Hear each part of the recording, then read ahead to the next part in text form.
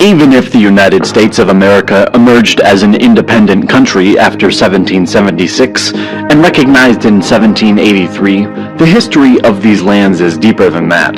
Thousands of years ago, the first people settled in the American continent. It is not exactly known how the Native Americans first settled in these territories, but a theory says that people migrated from Eurasia starting 30,000 years ago across a land bridge known as Beringia. This connected Siberia to North America during the Ice Age. This migration continued until 10,000 years ago. At that time, a glacial period ended, and the land bridge became submerged by the rising ocean. The early inhabitants were called the Paleo-Americans. In time, they migrated even deeper in Americas, and they formed tribes and nations.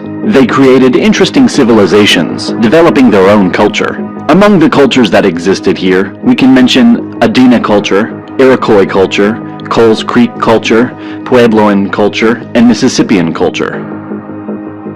But another part of today, the United States has an interesting and different history. Speaking about Hawaii, this land wasn't inhabited until the 1st centuries AD. Native development started with the settlement of Polynesian people between the 1st and 10th centuries. Starting in the 15th century, European colonization began.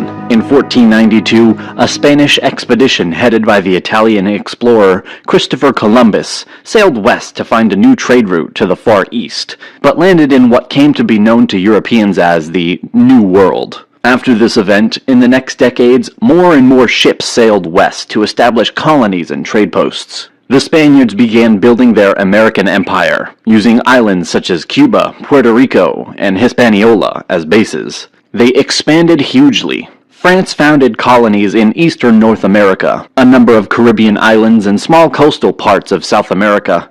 Portugal colonized Brazil. The eastern seacoast was settled primarily by English colonists in the 17th century, along with a much smaller number of Dutch and Swedes. The first successful English colony, Jamestown, was established in 1607 on the James River in Virginia. New wave of settlers arrived in the late 17th century and established commercial agriculture based on tobacco. Even though there were some conflicts between the Native Americans and English settlers, the colonies managed to expand pretty fast and more people settled in. Each of the 13 American colonies had slightly different governmental structure. In fact, a colony was ruled by a governor appointed from London.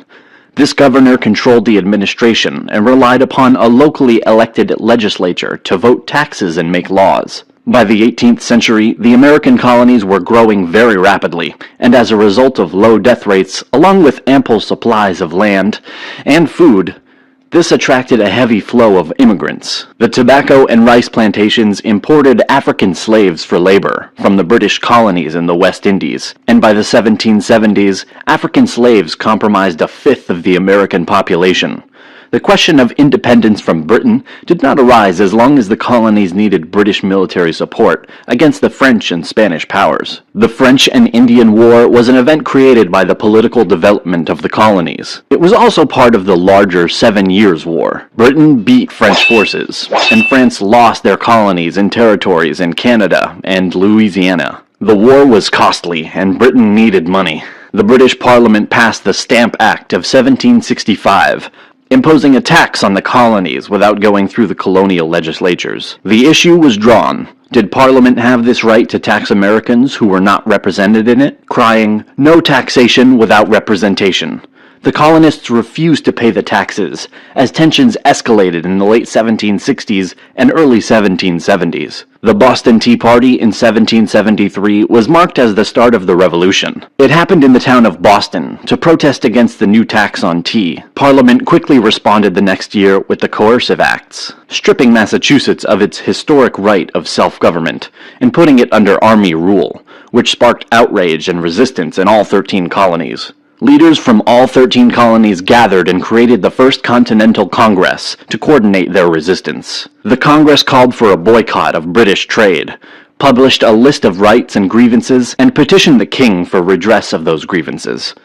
It wasn't about independence at that point, but this appeal had no effect, and so the Second Continental Congress was created in 1775. in order to organize the defense of the colonies against the British Army. The 13 colonies began a rebellion against British rule in 1775 and proclaimed their independence in 1776 as the United States of America. In the American Revolutionary War, 1775 to 1783, the Americans captured the British invasion army at Saratoga in 1777, secured the Northeast, and encouraged the French to make a military alliance with the United States. France brought in Spain and the Netherlands, thus balancing the military and naval forces on each side, as Britain had no allies. General George Washington was an excellent organizer and administrator, who worked successfully with Congress and the state governors, selecting and mentoring his senior officers, supporting and training his troops, and maintaining an idealistic Republican army. The American Revolution was a success, and at the Peace of Paris of 1783,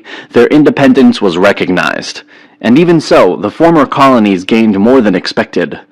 The expansion to the west started, incorporating the Amerindian lands west of the Appalachian Mountains. A deal was made by the United States President Thomas Jefferson in 1803. He bought the Louisiana Territory from France. Initial diplomats sent to France were allowed to spend up to $10 million in order to buy just New Orleans, and, if possible, the west bank of the Mississippi River. But the French government said that for $5 million more, all of the Louisiana Territory would be sold. The president approved the deal, and the U.S. doubled its size. In the middle of the 19th century, some cessions were happening, and Texas in joining the Union in 1845, and after the war against Mexican Empire, the United States will take important lands and expand even further. In 1861, after Abraham Lincoln was elected, some states from the South, the Confederation, attacked the rest. The South Revolt was happening due to controversy over the enslavement of black people. In 1860, the United States was led by Abraham Lincoln, supporting banning slavery in all territories. War broke out in April 1861, when secessionist forces attacked Fort Sumter in South Carolina. After 4 years of war, the Union achieved its victory, and the Confederates were defeated. National unity was slowly restored. The national government expanded its power. The 19th century was a period of economic expansion.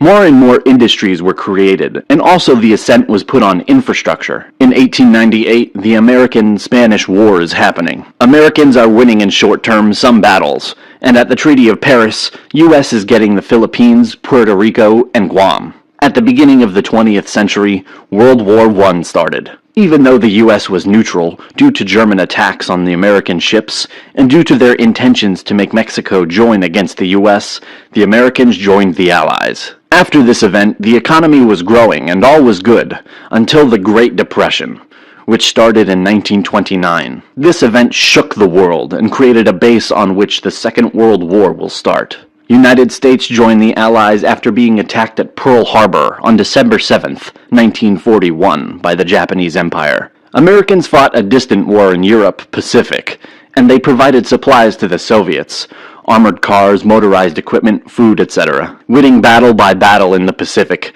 getting closer to the Japanese mainland, and after D-Day in Europe in 1944, the Americans managed to have a great impact and to help a lot on the Allied side. The war ended in 1945. Germany capitulated in May, and Japan in September after the 2 nuclear bombs dropped at Hiroshima and Nagasaki. The United States and Soviet Union emerged as rival superpowers in the aftermath of World War II. This was a period known as the Cold War. The two countries confronted each other indirectly in the arms race, proxy wars across the world, including the Korean and Vietnam Wars, and propaganda campaigns. The purpose of this was to stop the spread of communism. In the 1960s, waves of civil rights movements started, rights of voting and freedom of movement to African Americans and other racial minorities. The Cold War ended with the collapse of the Soviet Union. After, the United States has been focusing on modern conflicts in the Middle East. The beginning of the 21st century saw the September 11th attacks carried out by Al-Qaeda in 2001, which was later followed by the wars in Iraq and Afghanistan.